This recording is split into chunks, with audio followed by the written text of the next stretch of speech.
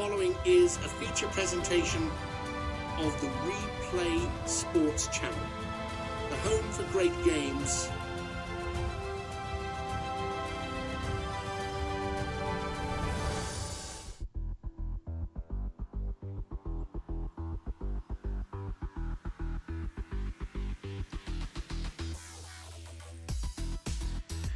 Welcome back to WFL Inside Access. I'm your host, Glenn Walker, and WFL Inside Access is brought to you by Royal Retros, your ultimate one-stop shop representing the teams of the past. Royal Retros has something for you. Every product tells a unique story, and you can be sure that you will stand out from the crowd with something different. Head over to Royal Retros today, www.royalretros.com. Use the code REPLAY to get 10% off your order. The link will be provided in the show's description. Well, Week 1 is in the books, and now it's time to look ahead to a loaded Week 2 slate. Let's run it down game by game for you, starting with a late Sunday afternoon showdown in the desert.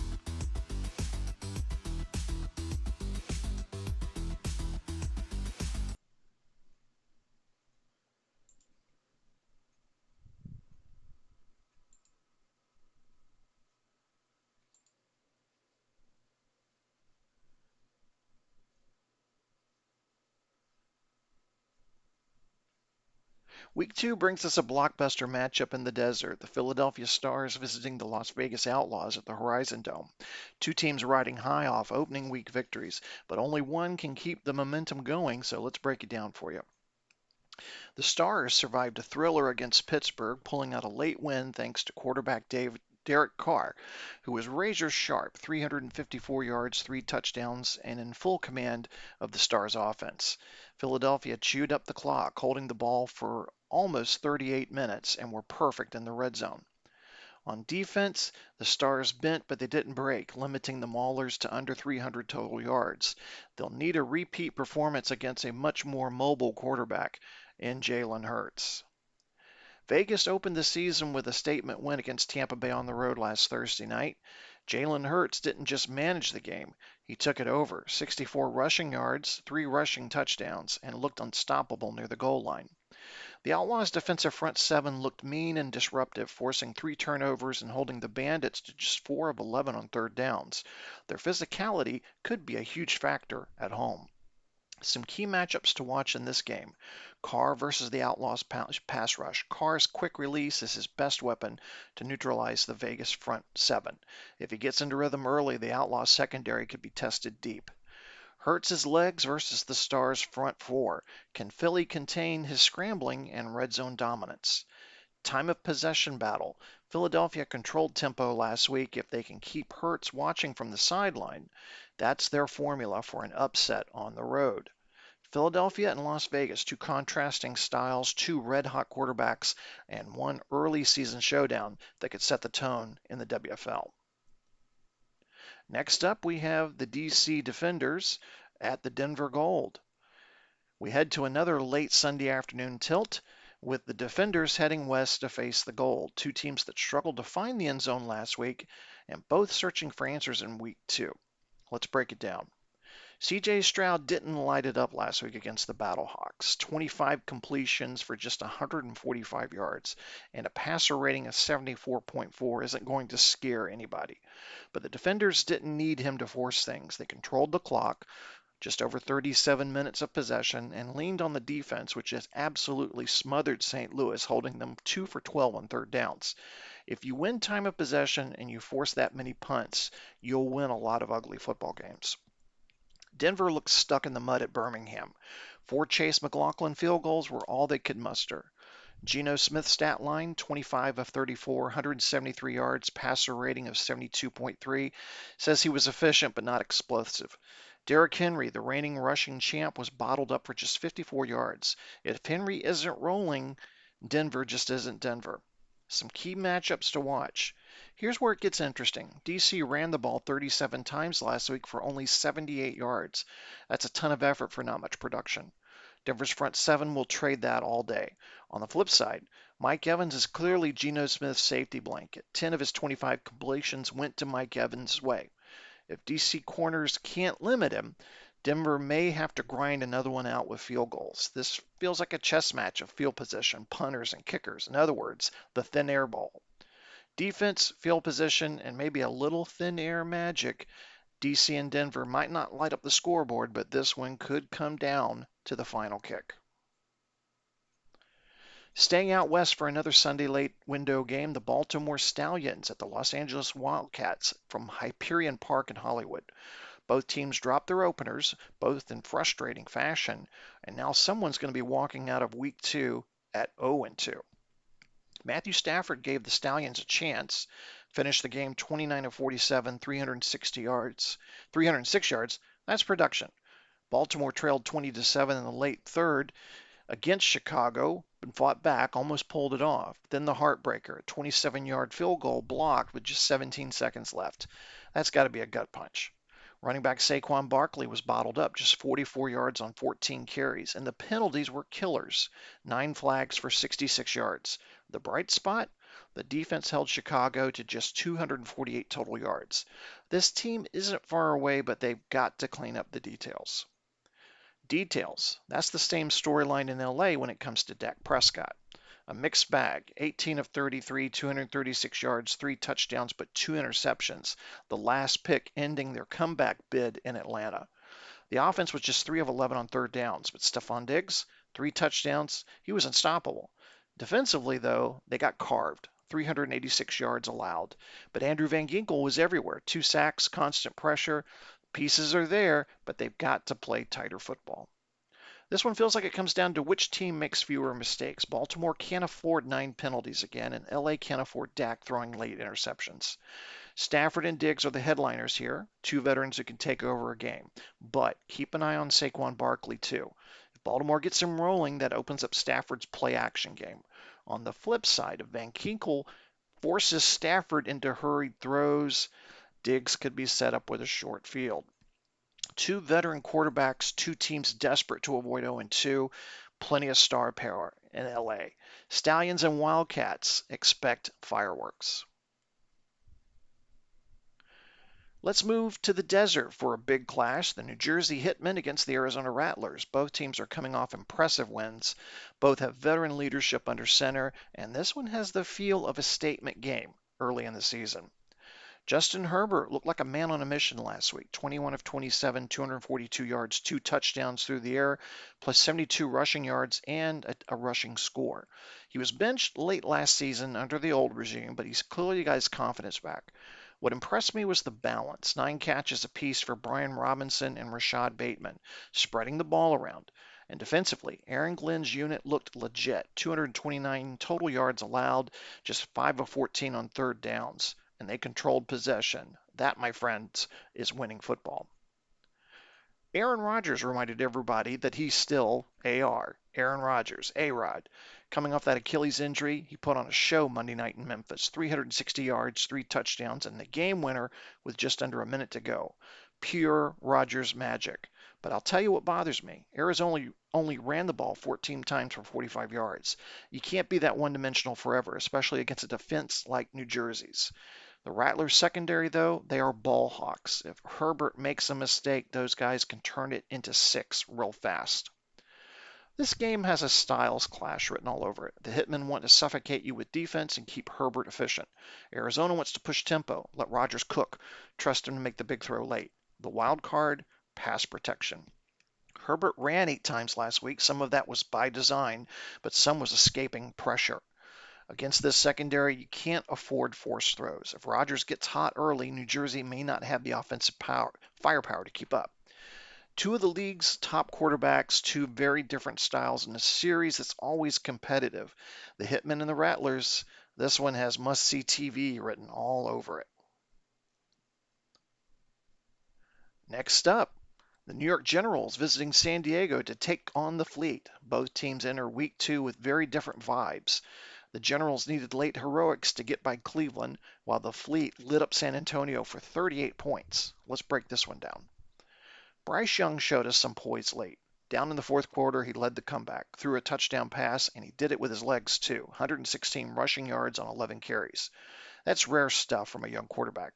The Generals weren't explosive, but they were efficient enough on the money downs. 10 of 19 on third down, 311 total yards. The issue, though, you guessed it, penalties. 9 flags last week. You can't do that against a team like San Diego and expect to keep pace.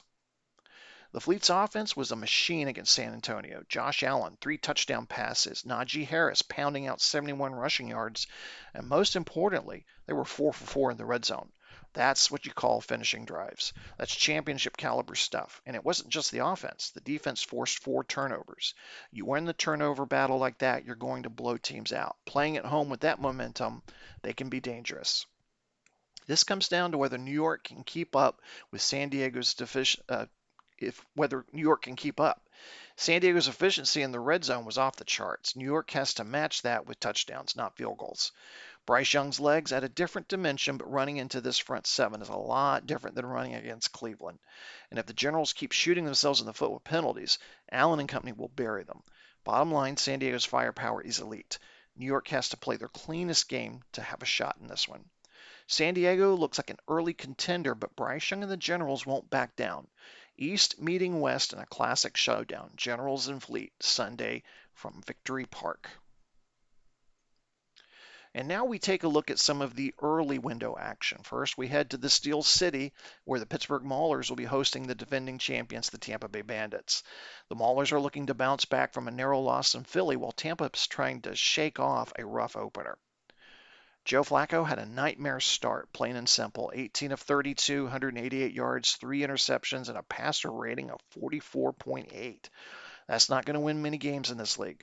The Bandits were just 4 of 11 on third downs, and that offense felt stuck all night long. Now the one bright spot, Rico Dowdle, running back, 87 yards on 15 carries. If I'm Tampa Bay, I lean on him more. Shorten the game, take the pressure off Flacco, and don't let Mahomes have extra possessions. Let's be clear, Pittsburgh didn't lose because of their defense. They scored 2 touchdowns on defense alone last week, one on a fumble return, one on a pick six. And tight end George Kittle was huge, 7 catches, 92 yards, always a safety blanket for Patrick Mahomes. The problem was finishing drives.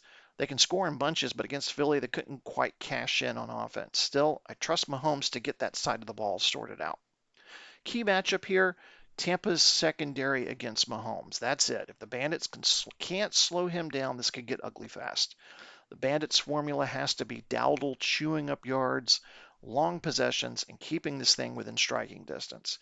But if Flacco keeps turning the ball over, 3 interceptions last week, remember, Pittsburgh is going to feast. Remember, this defense already proved it can put points on the board. The Maulers are back home against a Bandits team searching for identity. Can Tampa Bay hang in, or will Pittsburgh make a statement? I guess we'll find out on Sunday. Bo Nix looked like he belonged right away. 30 of 39, 269 yards, 2 touchdowns, and a passer rating of 112. That's not a rookie performance. That's veterans' poise. The offense rolled up 334 yards total, with Chuba Hubbard chipping in 62 yards and a touchdown on just 11 carries. What impressed me most was Nix's efficiency, quick decisions, spreading the ball around, and not trying to do too much. If he keeps that up, Birmingham's got something real this season. St. Louis was flat out bad last week. Just 144 total yards of offense, 2 for 12 on third downs, and only 22 minutes in time of possession. The run game, forget it. 11 yards on 13 carries. That's not just bad, that's embarrassing. And Tua Tagovailoa hurt them with 2 interceptions. The one positive, their defense kept them from getting blown out completely. That opportunistic unit has carried them before, and they'll need them again here at Cobalt Arena this Sunday. This is all about whether St. Louis can give Tua any help. If their run game is invisible again, Birmingham's pass rush is going to tee off. On the other side, Nix will face a much tougher defense than he faced against Denver last week. The Battlehawks can force turnovers, and if the rookie makes his first real mistake, that's where St. Louis gets life. But if Nix keeps playing clean, the Americans' balanced offense is just going to be too much for the Hawks to handle. Rookie promise versus defensive grit. Birmingham and St. Louis add another chapter to their long history on Sunday. Can the Battlehawks break the skid? or does Bo Nix stay perfect? Memphis should be furious about letting that Arizona game slip away from them last week. They had the comeback of the week going, down 22-7 at half. Stormed back to take a 26-22 lead late, and then rookie Bucky Irving's fumble opened the door for Aaron Rodgers. That is a gut punch loss. But Lamar Jackson was electric. 135 rushing yards, nearly 200 yards passing, and a touchdown through the air. When he is cooking, Jackson is the best dual threat in this league. Josh Jacobs, he was nearly the hero, the MVP of the game, with 3 touchdowns, including the highlight reel 34-yard run. The issue with the Express is consistency, just 2 for 9 on third downs. That's just not going to cut it. And defensively, they got tagged for almost 400 yards, though they did sack Rodgers twice.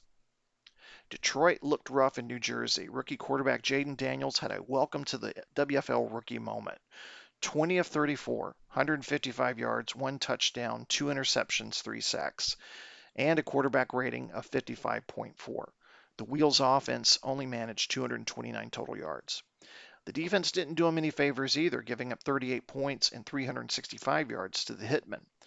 This was supposed to be a defense-first team. The home crowd at Redstone is going to expect a big bounce back, but if they let Lamar run wild, it could be another long afternoon. Some key matchups for this one, very simple. Can Detroit's front 7 keep Lamar Jackson from breaking contain? If he's ripping off 20-yard scrambles, Memphis controls the tempo. On the flip side, Jaden Daniels has to protect the ball and at least stretch the field. Memphis's defense gave up nearly 400 yards to Aaron Rodgers. There will be opportunities, but if Detroit plays small ball and keeps going 3 and out, they're going to get buried. Lamar Jackson's explosiveness versus a rookie trying to settle in. That's the story in Detroit. Can the Wheels finally snap the skid against Memphis, or will the Express stay in the driver's seat in this rivalry? The Gunslingers got buried early in San Diego, but they did show fight late. They'll face a Cleveland team that suffocated New York's defense in Week 1. This one could hinge on whether Jared Goff can avoid the Gladiators' pass rush. San Antonio ran into a buzzsaw last week in Josh Allen and the Fleet's offense, giving up 38 points, and they just couldn't keep up. The big issue, red zone defense. San Diego scored touchdowns on all 4 trips inside the 20. Offensively, the Gunslingers have some talent, but they couldn't stay on schedule. Their drives kept stalling out on third down, and when you're always playing catch-up, you can't lean on the ground game. They're going to need cleaner execution if they want to hang with Cleveland, and what we're hearing is going to be a sold-out Zenith Coliseum. The Gladiators were held to just 3 field goals last week in New York.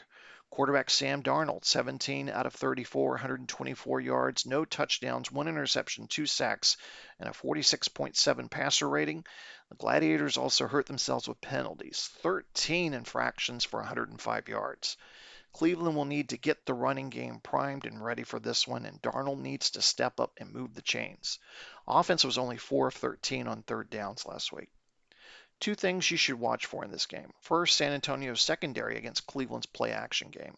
If Darnold gets comfortable sitting in the pocket and taking shots downfield, the Gunslingers could get buried again. Second, trench warfare. If San Antonio can't hold up in the trenches, they're going to be one-dimensional, and that's bad news on the road. Both teams are desperate to avoid an 0-2 hole. The Coliseum will be rocking next Sunday. And finally, we wrap up week 2 under the lights at Skyline Stadium in Chicago. The Atlanta Legends take on the Fire in what feels like another early statement game. Both teams have plenty of star power, and the Monday night stage is the perfect setting. Atlanta came out sharp last week, and a lot of that has to do with veteran quarterback Joe Burrow. Joe Cool looked comfortable in the new system, spreading the ball around, leaning on quick reads, and keeping the chains moving. The real difference maker, though, was wide receiver Puka Nacua, 7 catches, 72 yards, and 1 touchdown. Chicago's corners are going to have their hands full containing him. One concern, protection. Burrow was sacked 5 times in the opener. If that O-line cracks under pressure at a loud Skyline Stadium, things could get dicey. Chicago stole one on the road last week, and they did it with defense. That front 7 is as nasty as advertised. They controlled the trenches from start to finish. Now, offensively, Baker Mayfield still needs to prove consistency as a passer. He had flashes, but he's most dangerous when he's out of structure, using his legs to extend plays. Against Atlanta's aggressive pass rush, that dual threat ability could be the X factor here. Skyline Stadium under the lights, Baker will feed off that energy. This one will boil down to two battles. Can Chicago's defense harass Burrow the way the Wildcats did last week? And can Atlanta's linebackers keep Baker contained when he breaks the pocket? If Mayfield runs wild, Atlanta's in trouble. But if Burrow gets time to work, the Legends offense can be explosive.